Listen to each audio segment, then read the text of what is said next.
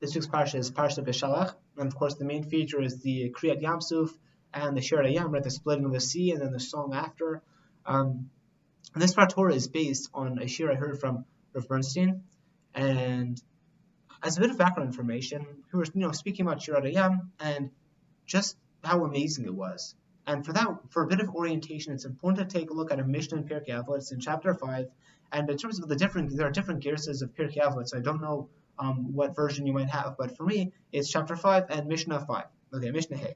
So it says, Asara nisim nasu lavotenu b'Mitzrayim, va'asara al hayam, eser makot hevi HaKadosh Baruch Hu al Mitzrim b'Mitzrayim, ve'eser al hayam. So just focusing on the first part, 10 miracles were performed for our ancestors in Egypt, and 10 at the sea.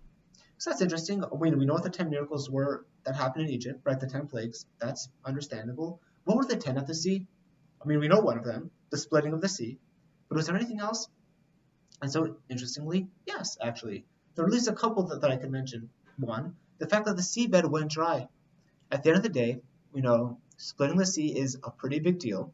And if the Jewish people had to walk through a little bit of kind of muddy ground, it's not the worst thing in the world. It's not strictly speaking necessary. The fact that God dried out the seabed was actually like a luxury miracle for the Jewish people. And moreover, and Rav Bernstein makes a lot of this, he focuses a lot of his shiur on this, the Jewish people they also had access to fresh water. How they had access to fresh water? They're in the middle of the sea.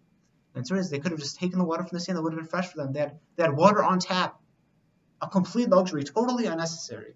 And that, Rav Bernstein says, is a very important element to what Kriyat Yamsuf came to represent, because there's a lot of commentary. There are 4 Lashonim of Geula that we'll speak about just shortly, but it's really interesting to see that one of the Lashonim of Geula, one of the 4 languages of redemption is Vega'alti, right? And actually, there are many references to the fact that the time of our Geula actually happened at the Kriyat Yamsuf. We say this on Shabbat. It's Shira Chadasha Shibchu Geulim LaShimcha Al Sfat Hayam.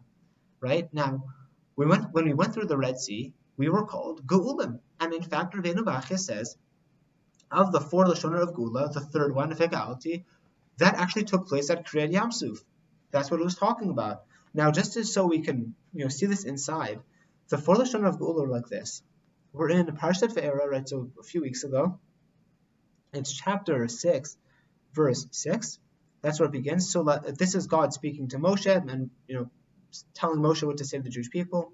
Lachen emor lifnei Israel, say to the Jewish people, Ani Hashem, I am God. And here's the first one. Ve'hotzeiti etchem mitachat tzivlot Mitzrayim. That's 1. 2.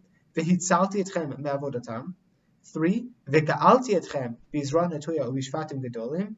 And then 4th, and this is the next pasuk, V'lakachti etchem lilam v'hayiti lechem Elohim v'yidatem ki ani Hashem Elokeichem v'hotzi etchem mitachat tzivlot Mitzrayim. Very good. So Rabbeinu Bachya says those first 2, the Ve'hotzeti Ve'itzalti, those happened in Egypt, but Ve'ga'alti actually happened on the Kriyat Yamsuf. Why? What does the Kriyat Yamsuf have to do with the Geula?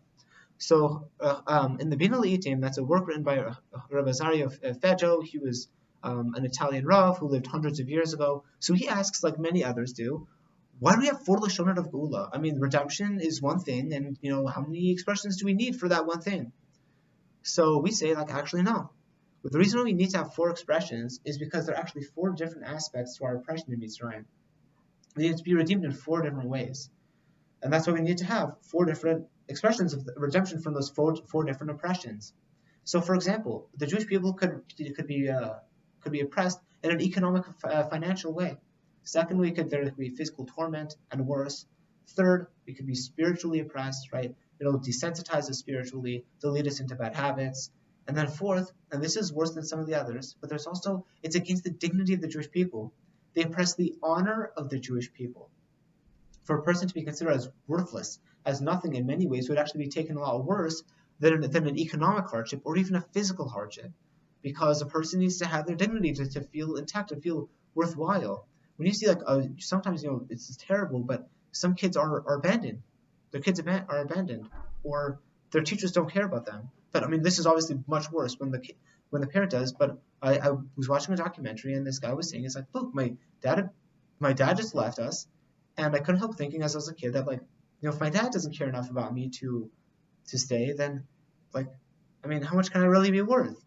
And that's terrible. That could really affect a person's everything. That could affect a person's drive, a person's psychological health, a person's physical health.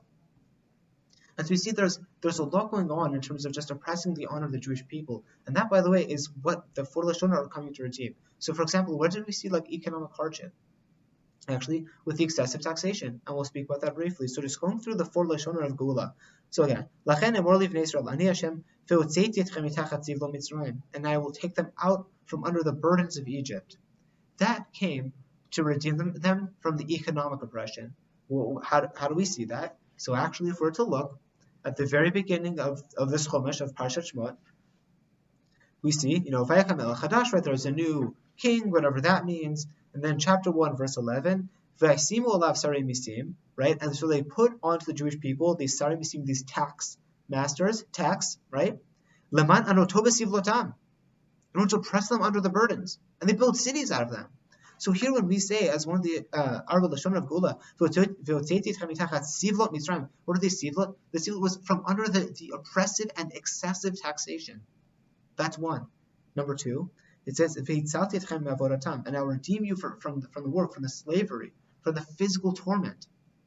And then the fourth, we're skipping Vegalti. The fourth is, and I will take for you as a nation, and I shall be a God for you.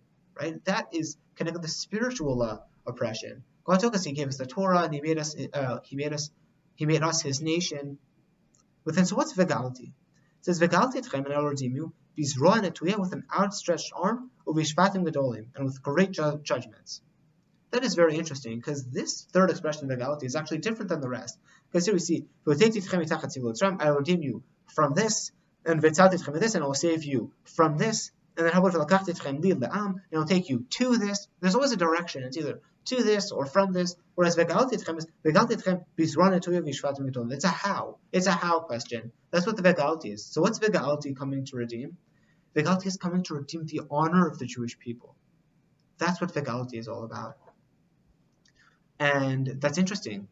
One of the reasons why it specifically talks about is because it's talking about the way in which the Jewish people are redeemed is to show that after decades of being told that they're completely worthless and of internalizing that message, along comes someone, capital S someone, who happens to think that they're actually worth quite a lot. And how do we see that? Because look at the production that God put on for us. What does He do for the next year? He just obliterates Egypt. He wipes the floor with them. That's never been done for anybody else. He changed the laws of nature in order to redeem the Jewish people to the eyes of all in public. The how is important here because it is specifically through the how that the honor of the Jewish people is being redeemed. You see the people who persecuted the Jewish people, God steps in. He's like, I just want you to know that I take it personally what you did to my people. And that helps to raise the spirits of the Jewish people. That's why at the end of the day, in last week's parsha, we see, and they went left in the middle of the day to the eyes of all because they couldn't stop us. They didn't just could leave with their tail between their legs. At the end of the day, God probably could have just given Paro a mind-splitting headache. That's what he could have done. And that's it until Paro finally caved. And the Jewish people leave. That's not what He did. That's actually exactly not what God did. God did not give Paro a headache. Instead, He crushed Egypt in such, to quote Rav Bernstein, a bombastic way that people just couldn't help but notice. And the Jewish people obviously couldn't help but notice. And they left feeling like $1 million. And actually it says in our parsha, if we're to look at the very end of the first Aliyah, it says that in chapter 14, verse 8 at the end, it says, Uvnei Yisrael yotzim b'yad ramah. They left out exultant. Why? Because look at what just happened to them. They couldn't help it. It was amazing. And then finally, of course, we have Kriyat Yam Suf. And this is not a miracle like all the other miracles. It's actually completely different. Because the miracles that happened to the Egyptians were directed to the Egyptians. The Bnei Israel, of course, got some of they got the bonuses. They were playing on the side and getting all the side benefits. But really the miracles were directed towards Egypt. Kriyat Yam Suf was not like that. There, at the center, what were the Jewish people? This is a miracle performed specifically and directly for the Jewish people. And as a side point, the Egyptians, of course, got crushed. But that was just a side point. The main miracle was done for the Jewish people. It's completely reversed. It's completely different than the plagues in Egypt. And therefore, we see a higher level of Kadosh Baruch Hu, laying on a miracle, specifically for the Jewish people. And this is where we get in to the mission in Pirkei Avot. Right? What does it say? It says, there were 10 miracles performed on the sea. One was the splitting of the sea. What were the other 9? They were complete luxuries. They were all completely unnecessary. But the fact is, when a person wants to show you just how much how high they hold you in their esteem, they'll of course give you the basics, but they're not going to just make you fly economy. They'll give you fresh water as you're walking through the sea. They'll make sure that the seabed is dry as you're walking through it. They're just going to lay on all these extra, completely unnecessary miracles just so you get a sense of just how dignified you are. And that was to restore the Jewish people. It was amazing. It was completely unnecessary. And that's really like what leads to right after what happens. And by the way, sorry, this is actually reflected, I think. Rav Bernstein doesn't say this, but let's finish the mission in Pirkei Avot. What's the latter half say? Eser makot hevi HaKadosh Baruch Hu ala Mitzrim v'Mitzrayim. Right, 10 plagues of the Holy One, blessed is He, bring upon the Egyptians in Egypt, because that's what was happening to the Egyptians. Ve'eser alayim, and there were 10 on the sea. To the Egyptians? No, for the Jewish people. That's what it's all about. We said glean through the Pirkei Avot, and what's the result of this? Right after, we see as shiur Moshe uvnei Yisrael shiur azot Hashem. They're emotionally free. They felt like just amazing beyond description. The pride of the Jewish people had been restored, and they just burst out in song with this feeling of being completely exalted. And we'll leave it there. We'll see you next week. Shabbat Shalom.